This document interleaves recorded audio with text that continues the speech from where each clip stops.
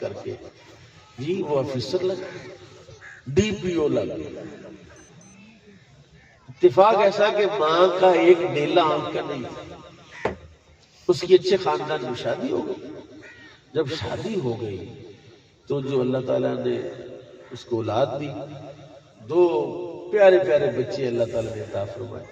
وہ جو بہو تھی نا، اس نے اس مائی سے جان چھڑانے کے لیے اس نے بچوں کے ذہن میں یہ بات ڈالی کہ تم پاپا آئیں گے تو کہنا اماں کہانی ہے، تو اماں کہانی کی وجہ سے میں ڈر لگتا ہے اس کی طرف دیکھنے سے، لہٰذا اماں کو دیکھے تو ڈر لگتا ہے۔ بیوی نے اس کے ذہن میں ڈالا کہ اماں کو الگ مکان میں شفٹ کر دو، وہاں مکان لے دو، خادمہ رکھ دو، میں بھی جایا کروں گی، تو بھی کبھی جانا۔ بچے ڈرتے ہیں۔ پہلے تو اس نے ضبط کی، اب کو سمجھایا کہ شرم کرو، اسی ماں کے صدقے یہ سارا کچھ ہے، تم کیا کرتے ہو؟ آخر مجبور ہو گیا، اس نے ماں کو الگ مکان رہائش کر دی اس نے۔ تو ماں کا آخری وقت تھا، جاتا رہا، ہفتے بعد جانا، 15 دن بعد جانا۔ جن کے ماں باپ فوت ہو جاتے ہیں نا، وہ قبرستان جانا بھی بھول جاتے ہیں، ان کا ٹائم نہیں لگتا، مصروف بڑے ہو جاتے ہیں نا۔ حالانکہ اس باپ کی وجہ سے ہی یہ ساری بہاریں ہوتی ہیں، بندے کا وجود باپ کی وجہ سے ہوتا ہے۔ ماں فوت ہوئی، ماں نے ایک خط لکھا، کلیجہ چیر دیتا یہ خط۔ ماں نے کہا، اس میں لکھا کہ بیٹا میں کہانی نہیں تھی، بچپن میں تیری آنکھ ضائع ہو گئی تھی تو ڈاکٹر نے کہا بھائی بچہ کہاں ہی رہے گا، یا پتھر کی آنکھ ملتی ہے وہ رکھ لو۔ اس نے کہا نہیں، کہا پھر اس کے لیے کسی ڈیلے کا کوئی بندوبست کرو۔ اس نے کہا پھر میرا ڈیلا نکال، میرے پتر کو ڈال، میرا پتر کھانا نہ ہو، میں کہانی رہوں تو رہوں۔ تو پتر میں کہانی نہیں تھی، کانا تو تھا، تو میں نے اپنا ڈیلا تیرے آنکھ میں، تیرے چہرے پر سجایا، اور آج تیرے بچے میری کہانی آنکھ سے ڈرتے ہیں اور مجھے تو نے گھر سے نکال دیا۔ جا خوشیاں بڑھ، مجھے تجھ سے کوئی گیلا نہیں۔ یہ خط لکھا اور سرانے کے نیچے رکھا، اور ماں مر گئی۔ لوگوں جب وہ آیا اس نے خط نکال کے پڑھا، اس نے کہا اب پچھتا ہے کیا؟ جب ماں باپ چلے جاتے ہیں نا، پھر بعد میں بڑے پچھتاوے ہوتے ہیں، بعد میں بڑے دکھ ہوتے ہیں کہ یار باپ کو، ماں کو میں راضی کر لیتا، میں یہ کام نہ کرتا، میری ماں کی مرضی تھی یہ نہ۔ میں رسول اللہ کے حدیث سناتا ہوں آپ کو، مسجد جائیں، ہر قدم پر اللہ تعالیٰ نیکیاں عطا فرماتا ہے، گناہ مٹاتا ہے، درجے بلند کرتا ہے، لیکن سنو میرے کریم آقا نے ارشاد فرمایا جو باپ کی زیارت کے لیے اپنے گھر سے نکلتا ہے، اپنے کمرے سے نکلتا ہے، جتنے قدم اٹھاتا ہے اللہ تعالیٰ اتنے قدم، ہر قدم پر 100 نیکیاں عطا فرماتا ہے، 100 گناہ مٹاتا ہے، 100 درجے بلند فرماتا ہے۔ نیکیاں کئی قسم، اب سبحان اللہ کہیں نیکی ہے، اب نماز پڑھے نیکی ہے، آپ تلاوت کریں نیکی ہے، آپ حج کریں نیکی ہے، آپ زکوٰۃ دیں نیکی ہے، لیکن سنو ان نیکیوں کی ایک طاقت ہوتی ہے، قوت ہے نیکیوں میں۔ ان نیکیوں میں سب سے طاقتور نیکی کون سی ہے؟ یہ تو بخاری نے لکھا ہے، یہ تو مسلم نے لکھا ہے، علماء جانتے ہیں۔ جب ہم چھوٹے تھے تو بچپن میں یہ دوسری تیسری کی کتاب میں بھی یہ واقعہ لکھا ہوا تھا، لیکن اب بڑے ہو کر پڑھا کہ یہ تو حدیث ہے، یہ رسول اللہ کا ارشاد ہے کہ 3 بندے جو غار میں پھنس گئے تھے، لینڈ سلائڈنگ کی وجہ سے وہ جو پتھر غار کے منہ پر آ کے لگ گیا تھا اور انہوں نے دھکا لگایا، وہ پتھر نہیں ہٹا، پتہ کس نے ہٹایا تھا؟ نیکی نے ہٹایا تھا۔ کس نے ہٹایا؟ آپ سنتے بزرگوں سے کہ نیکی کم آ گئی، گولی تو سیدھی آئی تھی۔ کل کوئی سنا رہا تھا کہ گولی آگے سیدھی کان پٹی کے اندر وہ کھول لگ گیا، ذرا آگے جاتا یا ادھر جاتا تو مر جانا تھا۔ کس نے بچہ کہتا کہ نیکی کم آ گئی؟ نیکی کی طاقت ہے، لیکن سنو سب سے طاقتور نیکی کون سی ہے؟ وہ سب سے طاقتور نیکی وہ ہوتی ہے جو ماں سے کی جائے یا باپ سے کی جائے۔ سیوطی نے لکھا ہے ایک شخص کا آخری وقت آ گیا، اس کی ملک الموت آیا اس کی روح نکالنے کے لیے، اور یہ ایسا موضوع ہے، یہ مضمون جو میں بیان کر رہا ہوں ایسا مضمون ہے کہ ہر بوڑھا باپ اس کو سننا چاہتا ہے، اپنی اولاد کو سنوانا چاہتا ہے، لیکن افسوس اس بوڑھے باپ پر بھی ہمیں کرنا چاہیے کہ جس نے اپنی اولاد کو اس طرح کی تعلیم ہی نہیں دی، جس میں باپ کا ادب و احترام پیدا ہو جائے۔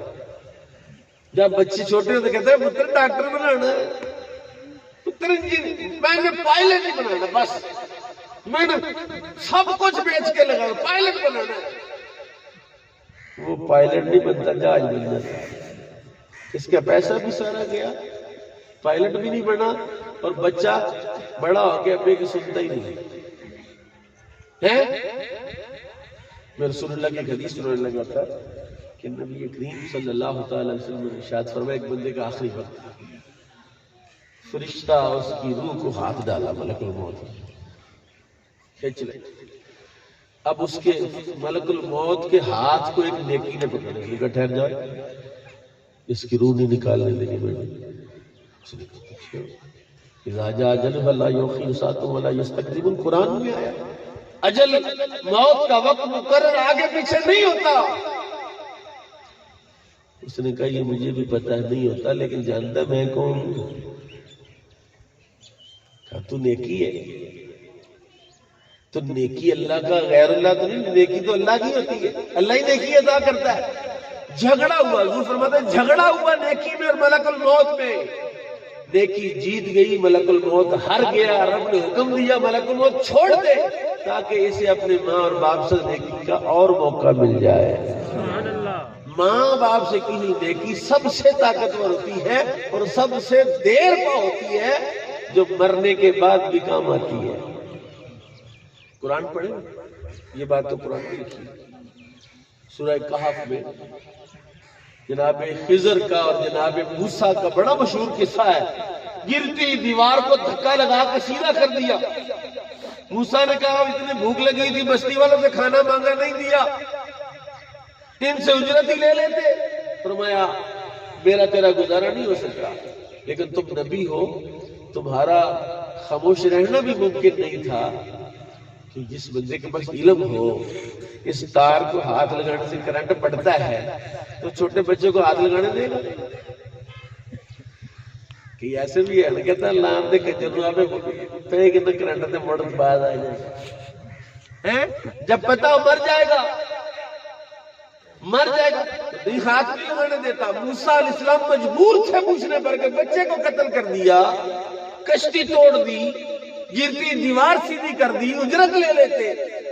جناب خضر نے کہا سن، یہ کوئی دیوار عام دیوار نہیں ہے، اللہ یہ انشورنس والوں کے لیے ذرا بات ہے، اسٹیٹ لائف بیمہ پالیسی ہے، کہتے ہیں آرام سے مر جائیں، آپ کے بچوں کا خیال اسٹیٹ لائف والے رکھیں۔ غور سے سننا ذرا، کئی بندے ویسے میری داڑھ تھلے آ گئے کہ میں جناب مختصر سانو گل لائی، حالانکہ میں جانتا ہی نہیں کون اسٹیٹ لائف والا یا کون نہیں ہے، میں بات سمجھانے لگا ہوں آپ کو۔ اور رب کا قرآن کہہ رہا ہے، جناب خضر نے کہا موسیٰ یہ دیوار کوئی عام دیوار نہیں، دو یتیم بچوں کی دیوار ہے، اور وہ یتیم بچے کو عام یتیم نہیں، یہ وہ یتیم بچے ہیں جن کا باپ نیک تھا۔ اپنی اولادوں کے لیے نیک ہو جاؤ، اگر چاہتے ہو تو تمہاری اولادیں خوشحال زندگی گزارے تو قرآن تو پڑھو۔ قرآن تو یہ کہہ رہا ہے کہ دو یتیم بچوں کی دیوار کو سیدھا کرنے کے لیے اللہ نے اپنے دو نبی بھیجے کہ جاؤ ان کی دیوار نہ گر جائے۔ وَكَانَ تَحْتَهُ كَنْزٌ لَّهُمَا وَكَانَ أَبُوهُمَا صَالِحًا، اس دیوار کے نیچے خزانہ تھا اور ان کا باپ نیک آدمی تھا۔ فَأَرَادَ رَبُّكَ أَن يَبْلُغَ أَشُدَّهُمَا وَيَسْتَخْرِجَ كَنزَهُمَا، اور رب کا ارادہ یہ تھا کہ بچے جب جوان ہو جائیں پھر خزانہ نکالیں۔ تو نیک باپ کی اولاد کی مال کی حفاظت کون کرتا ہے؟ اللہ ہی کہہ دو، زور سے کہو ذرا، کس کا نام لے رہے ہیں؟ زور سے لو پھر، اللہ کا نام لینے سے چس نہ آئے تو پھر تو اللہ کا بندہ کس بات ہے؟ ذرا ایک بڑی محبت نہ آخر اللہ، اس طرح نہیں یار، سواد نہیں آئے، اللہ، مجھے تو بڑا مزہ آ رہا ہے، پتہ کیوں؟ مجھے بھلا کیوں مزہ آ رہا ہے؟ آخری مسئلہ سمجھا کے بات ختم کر رہا ہوں. یہ مجھے مزہ کیوں آ رہا ہے؟ اللہ کہیں ذرا. میرے کہنے کی وجہ سے آپ سارے اللہ کہہ رہے ہیں، اور ہر بندے کو اللہ کہنے پر اجر ملتا ہے. تو میرے کہنے پر آپ نے کہا جتنا اجر آپ کو ملا اتنا اجر اللہ مجھے بھی عطا فرما رہا ہے. اس لیے دو ہی کام ہے یار، خود نیک ہو جاؤ، خود نیک ہو جاؤ، دوسروں کو نیک بناؤ. صرف دو کام کرو بس، تمہاری مسلمانی کا، تمہاری زندگی کا مقصد پورا ہو جائے گا. خود نیک بننا اور دوسروں کو نیک بنانا. اللہ تعالی حاجی صفدر صاحب کی مغفرت فرمائے، بخشش فرمائے. بڑا جاندار مضمون میں نے بیان کیا، بڑی کام کی باتیں بیان کی، اور یہ کام کی باتیں تب آپ کو فائدہ دیں گی